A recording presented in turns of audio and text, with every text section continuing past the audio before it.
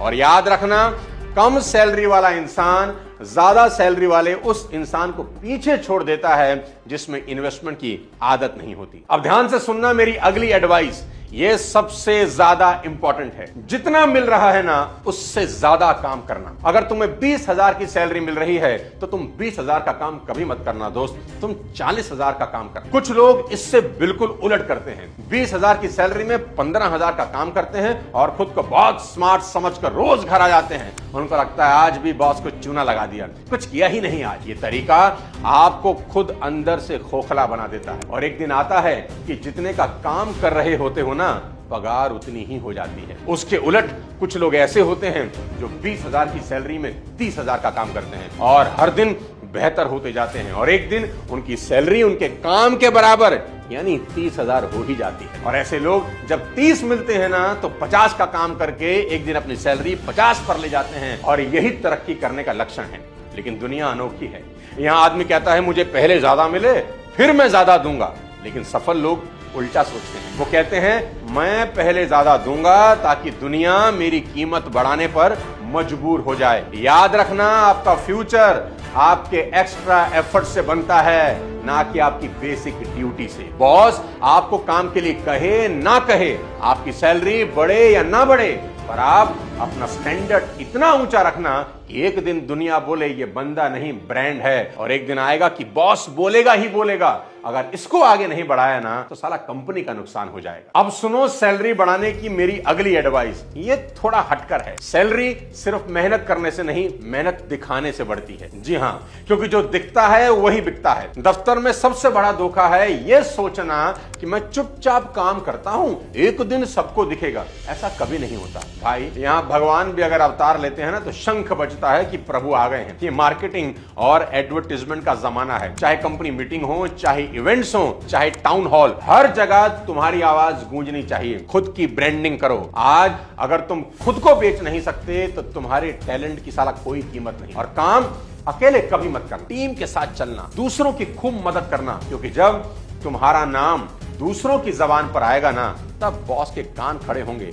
अगर तुम गुमनाम रहोगे तो सैलरी भी गुमनाम ही रहेगी। इसलिए आज से और अभी से छुपना बंद करो, चमकना शुरू करो और लीड करो, क्योंकि महल उन्हीं के बनते हैं दोस्त जो मंच पर चढ़ते हैं, पीछे बैठने वाले सिर्फ तालियां ही बजाते रहते हैं। अब बताता हूं लास्ट एडवाइस, बॉस को इंप्रेस करने की कोशिश कभी मत करना, बस उसे अपने काम से स्ट्रेस फ्री बना देना। याद रखना कि दफ्तर में वो लोग कभी नहीं चमकते जो सारा टाइम बिजी रहते हैं। दफ्तर में वो लोग चमकते हैं जो नतीजे देते हैं, वो भी बिना कहे। मैं इसको बोलता हूं फिलॉसफी ऑफ परफॉर्मेंस, कि आप इतना बेहतर और अच्छा काम करें कि आपके बॉस, आपके मालिक को एम्बैरेसमेंट फील हो आपकी करंट सैलरी देने में। You should perform so well that it will be embarrassed for your boss to pay you whatever is your current salary। मेरा पर्सनल एक्सपीरियंस कहता है दोस्त कि सैलरी डिमांड करने से नहीं बढ़ती, परफॉर्मेंस देने से ही बढ़ती है, और वो भी लगातार, हफ्ते, महीने और साल।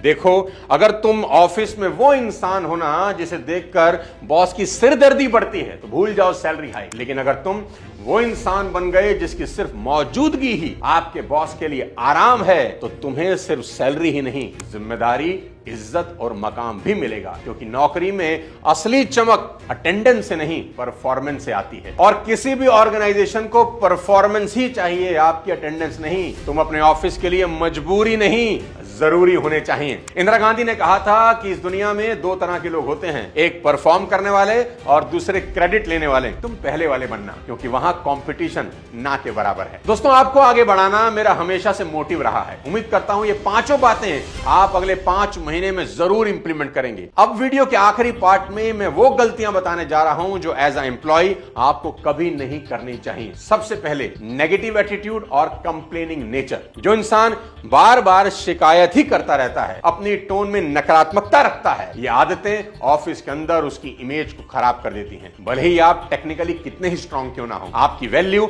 आपकी कंपनी में हर रोज घटती है और अप्रेजल के वक्त ये बड़ा फैक्टर साबित होता है। दूसरी गलती, हमेशा दूसरों की बुराई करना या गॉसिप कल्चर में शामिल होना। दोस्तों, ऑफिस पॉलिटिक्स और पीठ पीछे बातें करना किसी भी इंसान की इमेज को खत्म कर देता है। सीनियर को लगता है कि आप टॉक्सिक एनवायरनमेंट फैला रहे हैं। इससे आपको हर हालत में बचना चाहिए। सिर्फ अपने काम से मतलब रखो, दुनिया जाए भाड़ में। तीसरी गलती, फिक्स्ड माइंडसेट। मतलब जब आप बोलते हैं ये मेरा काम नहीं है, मैं क्यों करूं, अगर आप हर बार बोलते हो ना ये मेरी जेडी में नहीं है, तो आप ग्रोथ के लिए अनफिट माने जाते हो। मैंने शुरू में भी समझाया है कि अगर एक्स्ट्रा पाना है तो एक्स्ट्रा करना शुरू कर दीजिए। चौथी गलती, डेडलाइन मिस करना या फॉलोअप में ढील देना। टाइम मैनेजमेंट और अकाउंटेबिलिटी का ना होना अप्रेजल में सबसे बड़ा रेड फ्लैग माना जाता है। हर काम में लेट लतीफी बेहद नुकसानदायक साबित होती है। टाइम से पहले प्रोड्यूस करना सीखना होगा, तभी सबसे अलग नजर आओगे। पांचवी गलती, सीखने से मना करना या फीडबैक को इग्नोर करना। जो लोग फीडबैक को पर्सनली लेते हैं, अपनी ईगो पर ले लेते हैं और खुद को बदलने से इनकार करते हैं, उन्हें लीडरशिप रोल्स कभी नहीं मिलते। याद रखना कि किसी भी सजेशंस को कभी कंप्लेंट नहीं मानना चाहिए। छठी गलती, सिर्फ खुद की तारीफ करना, टीम को भूल जाना। मैंने किया, ये मेरे कारण हुआ, मैं ही मैं हूं। इस एटीट्यूड से आप अकेले पड़ जाते हैं। अप्रेजल टीम वर्क और कोलैबोरेशन पर भी टिका होता है। अगर आप हर गलती का ठीकरा किसी और के सर पर फोड़ते हैं और हर सक्सेस का क्रेडिट खुद लेते हैं, तो धीरे धीरे आप पर ट्रस्ट खत्म हो जाता है। प्रमोशन एक इनाम नहीं, वो भरोसे की रसीद है मेरे दोस्त। और अगर आप भरोसे लायक नहीं बन पाए तो कितनी भी परफॉर्मेंस हो, रिवॉर्ड कभी नहीं मिलेगा। सातवीं गलती, इमोशनल इंस्टेबिलिटी। जल्दी गुस्सा आ जाना या बात बात पर रूठ जाना। ऑफिस में जो लोग छोटी छोटी बातों पर भड़क जाते हैं ना, रोते हैं या रिजाइन की धमकी देते हैं, उन पर कोई भरोसा नहीं करता। ऑफिस में मैच्योरिटी आपको दिखानी पड़ती है। आठवीं और सबसे खतरनाक गलती, कंपनी कल्चर में ढलने से इनकार करना। देखो, हर कंपनी में एक वाइब होती है। अगर आप खुद को अलग थलग रखते हैं तो सीनियर आपको फिट नहीं मानते।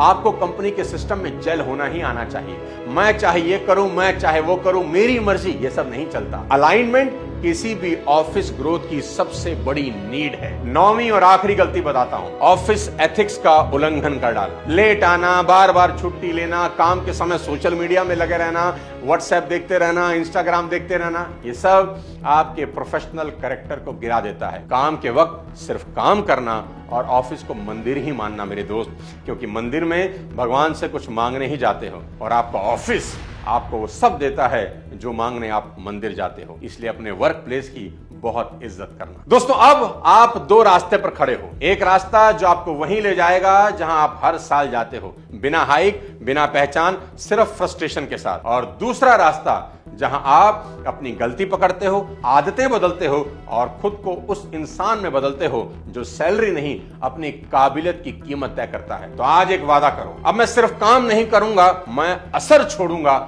ऐसा बोल दो। मैं सिर्फ नौकरी नहीं करूंगा, मैं अपनी औकात साबित करूंगा। प्रमोशन मांगूंगा नहीं, खुद को उस लायक बना दूंगा कि कंपनी बोले अगर इसे नहीं बढ़ाया तो नुकसान अपना है। अगर ये वीडियो आपकी रगों में कुछ भी हिला गया हो तो कमेंट में सिर्फ एक लाइन लिखो, अब मैं रुकूंगा नहीं। और हाँ, ये वीडियो उन सबके साथ शेयर करो जो आज भी अपनी वर्थ से कम में जी रहे हैं, क्योंकि याद रखना, जो अपनी वैल्यू खुद नहीं पहचानता, दुनिया उसे सिर्फ एम्प्लॉय आईडी मानती है। अगले किसी और वीडियो के साथ जल्द आपसे मुलाकात करता हूं। तब तक अपने स्वास्थ्य का ध्यान रखिए।